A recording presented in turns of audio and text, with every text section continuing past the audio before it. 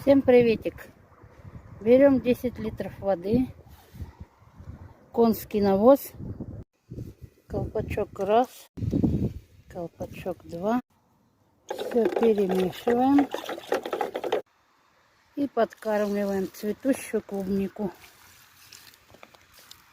под корень по чуть-чуть.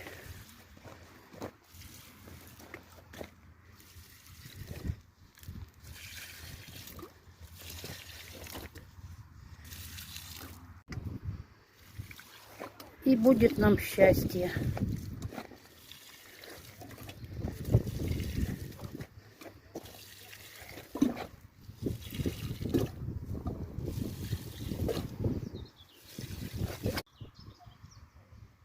Какая красота!